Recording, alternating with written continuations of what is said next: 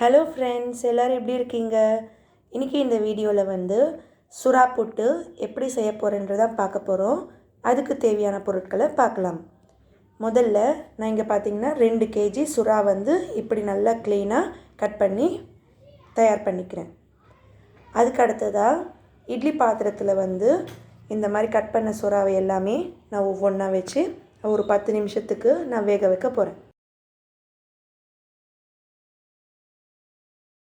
10 நிமிஷம் கழித்து இதை ஓப்பன் பண்ணி பார்த்திங்கன்னா இந்த ஃபிஷ் எல்லாமே நல்லா குக் ஆகிருக்கும்.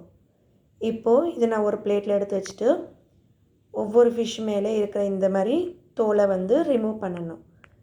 இப்படி நம்ம ரிமூவ் பண்ணாமல் அப்படியே சேர்த்துக்கிட்டோம்னா அந்த தோல் வந்து நம்ம சாப்பிட்றப்போ மண்ணாக இருக்கும்.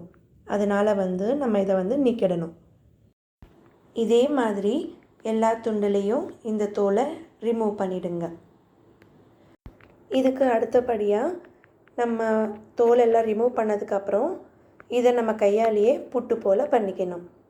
இதில் பார்த்திங்கன்னா முள் இருக்காது, ஒரே ஒரு முதுகு தண்டு மாதிரி ஒரு நீளமாக இந்த போல் இருக்கும்.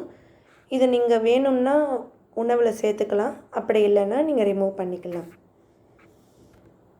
இது நல்லா தயார் பண்ணி முடித்ததுக்கப்புறம் இதுக்கு மசாலா தயார் பண்ணிக்கணும், அதை பார்க்கலாம். இதுக்கு தேவையானது இஞ்சி, பூண்டு, பச்சை மிளகாய், இந்த 3மே சேர்த்து நான் இடிச்சிக்க போகிறேன். இடித்த பிறகு நான் இதை ஒரு பிளேட்டில் எடுத்து வச்சுக்க போகிறேன். பாருங்கள், மசாலா தயாராகிடுச்சு. இப்போ இதுக்கான செய்முறையாக பார்க்கலாம். இப்போது இந்த கடாயை ஹீட் பண்ணி இதில் தேவையான அளவு ஆயில் ஆட் பண்ணிட்டதுக்கப்புறம் நான் சிறிதளவு கடுகு ஆட் பண்ணிக்கிறேன்.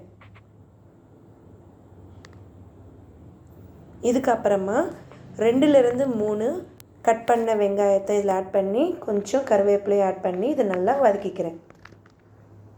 ஒரு 5 நிமிஷம் கழித்து நான் இடித்து வச்சுருந்த அந்த மசாலா பேஸ்ட்டையும் இதில் போட்டு நல்லா கிளறி விட்டுடணும். இது நல்லா செந்நிறமாக மாறினதுக்கப்புறம் நான் இதில் கொஞ்சம் மஞ்சள் தூள், உப்பு இது 2த்தையும் சேர்த்து நான் ஆட் பண்ணி கொஞ்சம் கிளறிக்கிறேன்.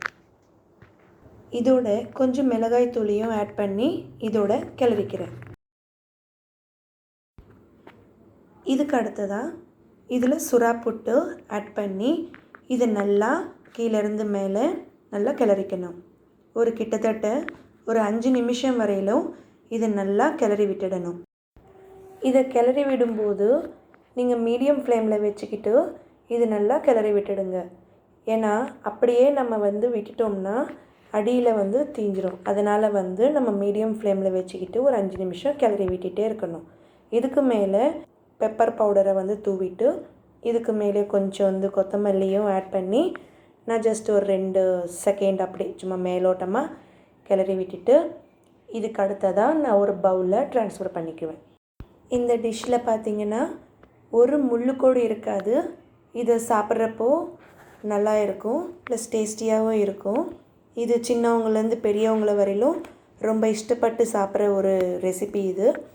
இதை பார்க்குறப்பவும் சரி, சாப்பிட்றப்பவும் சரி, இது வந்து கிட்டத்தட்ட முட்டை பொரியலை விட அதிக ட்ரிபிள் மடங்கான டேஸ்ட்டாக இருக்கும். அவ்வளவு நல்லா இருக்கும். ரொம்ப பிடிக்காதவங்க கூட இதை இஷ்டப்பட்டு சாப்பிடுவாங்க. அந்தளவுக்கு ரொம்ப சுவையாக இருக்கும். நீங்களும் ஒரு தடவை உங்கள் வீட்டில் ட்ரை பண்ணி பாருங்கள். என்னோடய வீடியோ உங்களுக்கு ரொம்ப பிடிச்சிருந்தா மறக்காமல் சப்ஸ்கிரைப் பண்ணுங்கள், லைக் பண்ணுங்கள், ஷேர் பண்ணுங்கள். Until then, see you on next video. Take care. Bye.